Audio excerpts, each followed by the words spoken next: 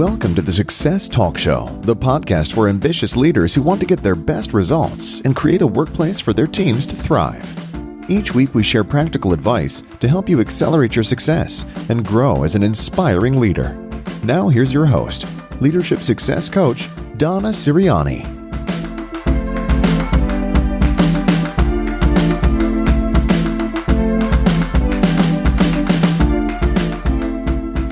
Welcome to another episode of the Success Talk Show. This is Donna Siriani, Leadership Success Coach and founder of Success Compass Academy. In this episode, I'm going to share with you tips for tackling your personal and professional goals and staying on track. Now, one of the challenges that I hear so often from my coaching clients is that they struggle with paying attention to what's important to them. There's so much going on in their work, with their clients, in the office, at the company where they work, that keeping focused on their own goals is almost impossible. And they share with me that they're afraid that time is passing and they're not really making any progress on what's important to them. And sometimes that's why they've even reached out for coaching. So what I want to share with you in this episode is basically it's a step-by-step set of tips that you can tackle to really set yourself up for achieving some of the goals that you have on your mind today. So tip number 1, make a list of ideas for your goals. Now sit down with pen and paper, or if you work better on your laptop, that's good too, but make a list. Now pretend it's 1 year from today and you're sitting reflecting on the year that's just passed. Now as you look back, you're satisfied, maybe even proud of yourself for what you've accomplished. You really made progress on the things that mattered most to you. These might have been related to relationships with family and friends, or you've spent more time doing what you love or accomplishing something professionally that you've been aspiring to for a long time. So as you think about where you want to be, where you've come, remember this is a year from now, what is it you hope you've accomplished in the past year? Pretend that that year has gone by and you're looking back with satisfaction and pride. And what's on your mind? Simply write down all the ideas that are coming to you. Don't judge them, just simply write them down. Write down as many as you can. Be as detailed and specific as possible. For example, you might say, I want to spend more time learning new things. Okay, but exactly what new things are you thinking about? And do you prefer learning through books? Do you like taking online courses, attending live events, listening to podcasts? Just really make a list of everything that's coming to your mind, things you wish you had more time for. Now, I'll ask you to stretch yourself and write a list of 100 ideas.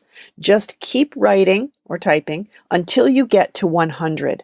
Now, some of the ideas may sound, similar. They may not all be completely unique, but that's okay. The point is get to 100. Just write down as many ideas as possible. Now, once you're done with the list, you've gotten 100 written down, group them into categories or themes, okay?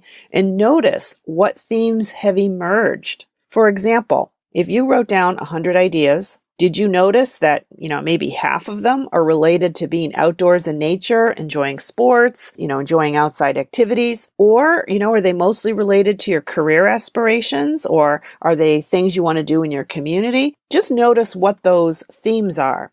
And then organize those ideas into those themes, right? Organize them into categories.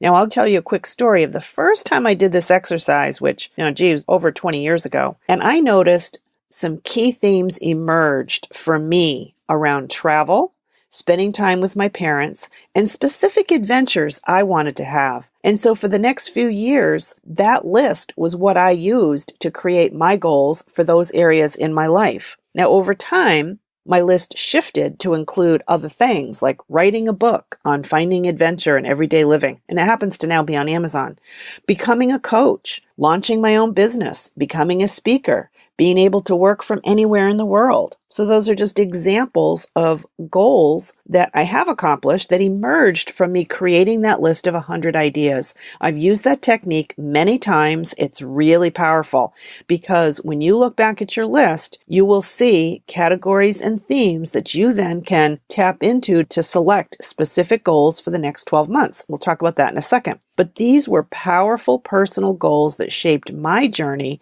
to help me achieve the life that I was aspiring to. So again, getting back to you, notice what your themes are and put this list into priority order. And when I say priority order, you may have, out of 100 ideas, you may have some that relate to your career, relationships, your health, your leisure time, your finances, etc. So put those themes into categories and then do as much as you can to prioritize them a little bit. Now, maybe it might be true for you, like if, let's say, for example, if you're unhappy with your current job and you put finding a job you love at the top of your list.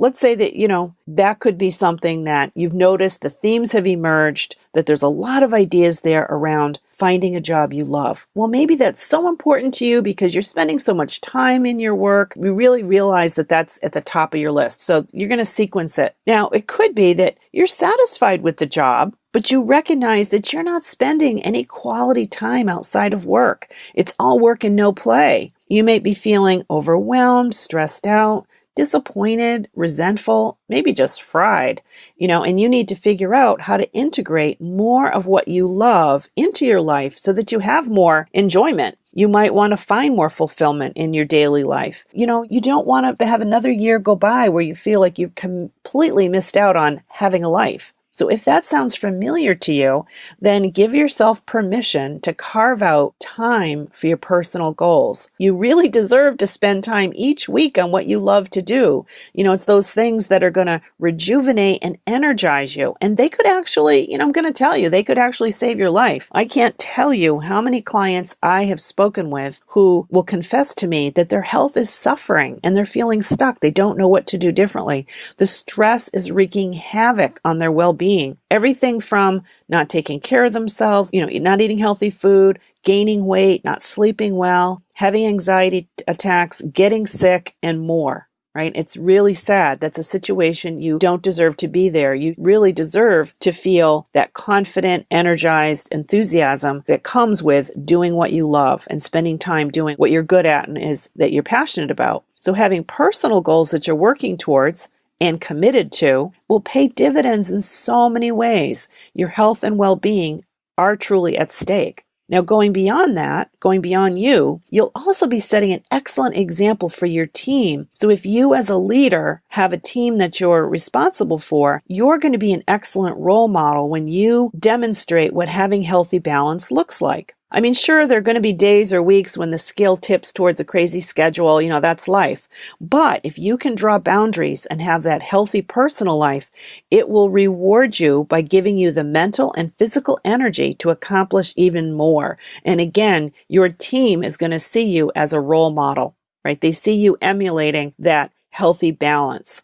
Now, in fact, stress tolerance is one of the 15 emotional intelligence skills that matters quite a bit as a leader, right? It's a crucial skill for you to have. It's a muscle you need to develop. So if you want to know more about that, listen to episode 15 of this podcast. It's Managing Stress Effectively. And there I'll give you some more tips on that particular skill. But if for today you are feeling stuck and you're not sure where to put your focus, I can help you with that. In fact, as a first step, it would be easy for you to check out my self-paced program. Simply go to myownsuccesscompass.com and there's a description of the program. I help you get really clear on your strengths, what you love to do, what you're good at, your values, your passions, your personal brand, your vision, and I help you focus on the goals that'll move you toward your vision for your ideal life. And that is really what that program is all about. So again, you can find out more about the program at myownsuccesscompass.com. Okay, but let's move on. So tip number 2 is now that you have this fabulous list of 100 ideas and you've got them organized into categories or themes, the next step is to select your top 3 goals for the next 12 months. Now, I notice I said 3, not 30, not 100. You might be tempted to have more than 3, but you'll make more progress if you can keep to 3 goals, and they can be large goals, right? And then each week, each month, you're going to take steps toward those goals.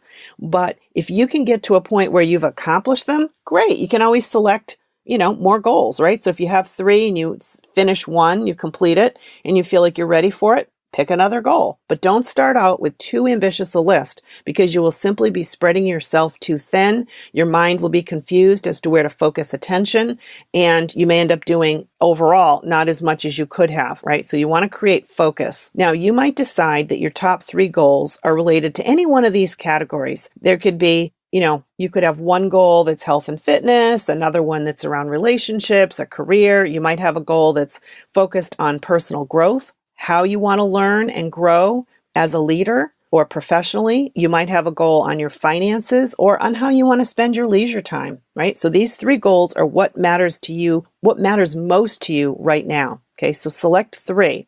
Now, tip number 3 is write out your goals. You want to write them down or type them up. And there's basically, you want to decide for each of the 3 goals, what type of goal is it? Now, the 2 types of goals are, one has a deadline, one doesn't. Okay, the one with a deadline, you might say something like, find a new job by July 1st. Or, write my first book by December 31st, whatever it is. But it has a deadline. And once you accomplish that goal, it's done. Okay. The second type of goal, it doesn't have a deadline. It's more of a process goal. And it might sound something like exercise 3 times a week, or read 1 new book a month, or practice gratitude every day, or something that is ongoing. It's not something you're going to do once and then you're done, right? There's no deadline. It's basically a process you want to follow either every day, every week, every month. It's really ongoing. So there's no end in sight. At some point, you may decide, as the year progresses, over the 12 months, you may say, I'm so happy that I'm on a roll with this. It's now integrated into my schedule. I'm happy that this goal, I feel like I've accomplished it because I've got it. So I'm on autopilot. It's happening. I'm doing it. I feel like I could pick up another goal. Terrific, right? But it needs to be doing this consistently, this process consistently for a few months before you can declare victory on it and say, yep, I've accomplished it. Okay. So you see the difference? One has a deadline, one doesn't. Now, also when you write out your goals, make sure they're specific, make sure they're measurable so you know if you're on track. So for example, if you said to me, I want to get in better shape. I want to start exercising. I'm going to exercise regularly. Okay. Well, what does that mean? You need to be specific. Does that mean going to yoga twice a week? Is it strength training? Is it mountain biking once a week? Exactly what is it, right? You want to be specific and make sure it's measurable so that you can be realistic and look back and say, yeah, I'm doing exactly what I said. If you're not specific, if it's vague, as time goes by, it's too squishy and you're not really sure have you actually made any progress. So you're going to say, I want to read more books. I want to spend more time reading. Okay, what does that mean? Is it 1 book a year or is it 1 book a month? What exactly does that mean? Now, you will also be more motivated when the goal is a slight stretch.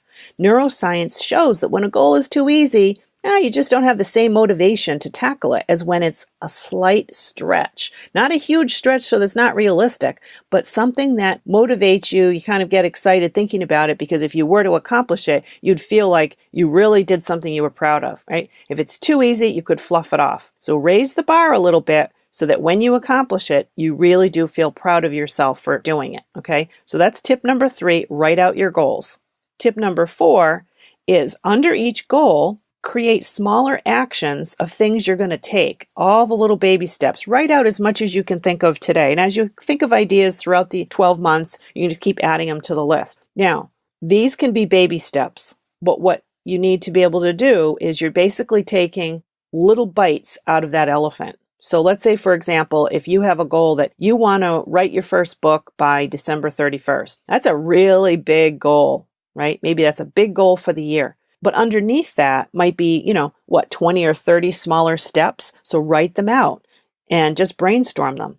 And the steps could be things like brainstorm your topic, brainstorm possible titles for the book, create an outline, create a table of contents, write the first chapter, decide on artwork for the book cover, find a writing coach, whatever. But just list out all the things you can think of that you would need to do to complete that goal. Now, the beauty of doing that now while it's fresh in your mind is that as you carve out time to work on that goal, you just refer to your list each week and say, okay, what's the next little baby step I can take? I'm going to spend, half an hour this week or an hour this week working on this goal. What's the next item on this list that I could do? And your mind can more easily wrap around the task, the step, and put it onto your to-do list when it's all spelled out. It's concrete, specific actions, and they're small enough nuggets that you could see them as doable.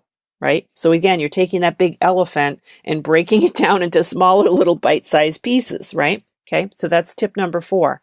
Then tip number 5 is decide on how much time you'll be committing to these goals. Now again, be specific and realistic about how much time you really do think you can spend on these 3 goals, right? And decide when you're going to work on them. Will you focus on them early in the morning before you go to work, or in the evening when you get home, or are you going to save these for the weekends, or are you going to work on them on your lunch hour? So unless you have clear intentions with a realistic game plan, you may not actually spend time on them at all. Okay, so be specific, come up with your game plan. Now, I'll just tell you a quick story. There was a time in my life when I probably was the most stressful time in my career, traveling internationally, managing global teams. But fortunately, I was living in the city across the street from my favorite health club. And so I had a goal to get in shape because I wanted to have that physical and mental energy to tackle this big job that I had. So I intentionally booked a personal trainer for 6 o'clock in the morning,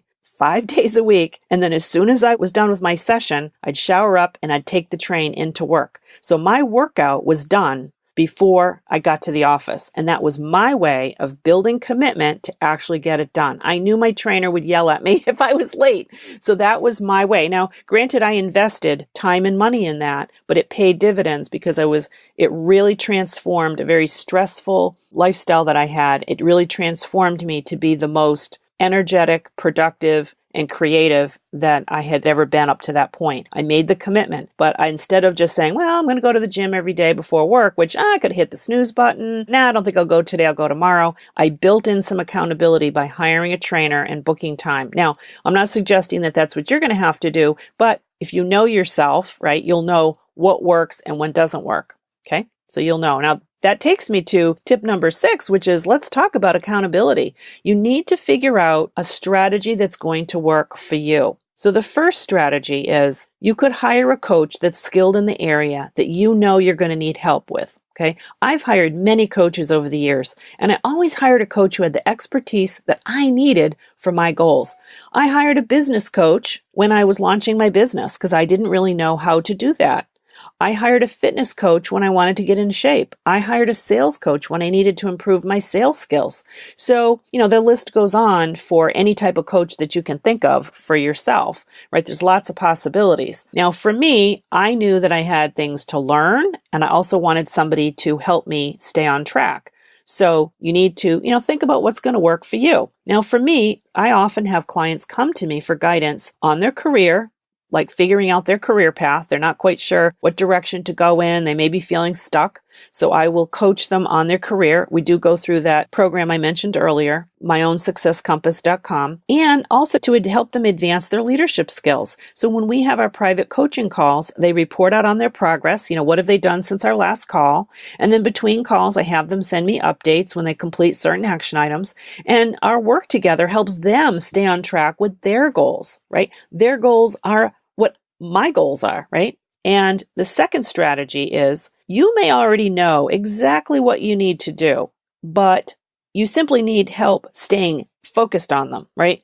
So my favorite strategy here is to find an accountability partner, someone you know who is ambitious and organized. What you do is you set up a 30-minute weekly call. You spend 15 minutes taking turns. Each one of you takes 15 minutes sharing your update for the previous week, what you accomplished, what you had hoped to accomplish but didn't. So those are your wins and your losses. And then your fixes, which are, okay, so based on what you experienced this past week, what are you going to do differently to make sure that that loss doesn't happen again next week? What are those fixes? Things you could do differently. And then any insights or ahas that you had. Now, it's 30 minutes. You each take time. And so what you want to do is find somebody who is as committed to their top 3 goals as you are to yours, right? Now, I've been doing this for 6 years every week with the same person, and she is the most organized person I know, and she's ambitious, and she's committed to her goals. So we never, ever blow off the calls, cancel them. We stay, probably in 6 years, we've only canceled a couple just wrapped around travel or holidays. But pretty much, I'd say 95% of the time, we have our calls. We do them Sunday nights at 7 o'clock. That's a good time for us because the prior week is well behind us and we're rested. And then it helps tee ourselves up for the coming week. Now, again, it's not a social call. It's you spend 30 minutes, you each take 15 minutes, set the clock, set the timer, and then you're done at 30 minutes. And there's a structure to it. Now, what happens is when you go to prepare for that call, it forces you to look at your past week and ask yourself, what are the top 3 accomplishments that you're most proud of that relate to your top 3 goals? Give it some thought, write them down, prepare for the call. It forces you to look at it. And then you're going to describe them to your accountability partner. So you're verbalizing, here's the 3 things I did this week that I'm really proud of. They relate to my top 3 goals. Not 3 wins in general, but 3 wins that related to your goals, right? So that's keeping you on track. And then were there any losses? Which could have been, disappointments, things you would hope to, why you didn't get to them, and then fixes, what you're going to do differently next week, and then any insights you had. So that is helping you to every week have some accountability to someone to show up and talk about how's it going with your top 3 goals. Now, this is really powerful. It's powerful because that other person hears you week after week. They know what your 3 goals are. Now, they're not necessarily a trained coach, but they could even say to you, you said for, the last 3 or 4 weeks, you keep saying that you're going to go to the gym, but you haven't gone once this month. Your fixes aren't working. Let's brainstorm some ideas or, what's happening. You say that's a top goal, but, you haven't been doesn't sound like you're putting any time into it. So you can be an honest sounding board, right? But that is a fabulous strategy to keep you on track. Okay, so that's one of my favorites, and I've used that myself and have for 6 years. The third strategy is you could sign up for a course or a group program that includes accountability. And I've done this as well. I've been a participant in some fantastic programs where we have weekly calls or monthly calls. There's colleagues, and it's a way for us to stay on track. Now, for example, in my program, which is called Acclimate to Accelerate, that's the program that you can find out more about at myownsuccesscompass.com. Participants are prompted to share their progress in 3 different ways. There's an online intentions tracker. They can put in their intentions for the week. Those get emailed to them at the end of the week. They can capture what they completed by clicking them off and set new intentions. And they can see their history of how they've been doing. So it's a really simple way of tracking their progress. There's also 2 group calls per month where everyone can dial in and share an update, engage in a discussion, and this helps them stay committed to their own goals and their own progress in the program. The whole reason they joined the program was they had some goals that they wanted to make progress on. And the third way is they're prompted to share their wins each week in our private Facebook group every Friday. Now, no accomplishment is too small to share. Every baby step counts as progress. Now, I myself have been in group programs that had the same technique, and I love it because every Friday I say, oh yeah, gee, what are the 3 things? Let me look back at my calendar. Let me look at my notes. What did I do that I want to report out on? It's a really powerful step because it shows you and validates, did you put time and effort into making progress on your goals? It's just another strategy. Now, the key here when it comes to accountability is to know what typically works for you. You might be really organized, efficient, ambitious, committed. Maybe you're unstoppable and you don't really need anyone to help you stay focused on your goals. Or you may know that in general, you need some structure in your life to keep you focused on your personal goals. The tendency is really hunker down on work obligations, things you have to do for your boss, your colleagues, your clients. You're maybe flawless in meeting those commitments. But when it comes to your personal goals, you just let them slide. If that's you, then maybe you do want to pick a strategy that you think will work for you. Does it help for you to have something outside yourself to keep you on track so you don't lose sight of your own vision? Okay. So tip number 7 is track your progress and accomplishments. Decide in advance how you're going to track, all those baby steps you've been taking throughout the 12 months on those top 3 goals. And that way you can see how far you've come. Now, I actually track my goals in 2 places. One is at the back of my planner are these blank line pages, and I just keep a continuous list every month of everything I feel as an accomplishment. Nothing's too big or too small to write down. And I write them down either as they occur to me, during the day, or at the very least, at the end of the month, when I look back at the current month to see what's there, I'll realize I've missed something like, oh, geez, I booked a speaking engagement. That's not here. Oh, you know what? I started working with a new client. Oh, let me write that down. So this is the list I review at the end of the month and at the end of the year to see how far I've come. It only takes a few minutes here and there to keep it going. Really simple. And if I didn't have this list at the end of the year, I'm going to be honest with you, I tend to forget the steps that I took, way back in January, February, March. So unless I write them down, they're sort of a distant memory. So that can be powerful, again, so that you can acknowledge your own progress. The second way I track my goals is I have a document on my laptop. I actually use Evernote. Big fan. I've used Word document, but lately, I'd say for the past year, I've used Evernote more because then with my smartphone, no matter where I am, I can just add an idea, check something off. I put a little checkbox in front of every action step, and it's just so easy to go in and check stuff off, right? I like having easy access to the document on my smartphone. So whatever works for you. But the important thing is make it a simple process that only takes, a minute or a few clicks. And that way, as you go through your own planning process, once a week, once a month, end of the year, you can look and see how far you've come on your personal and professional goals.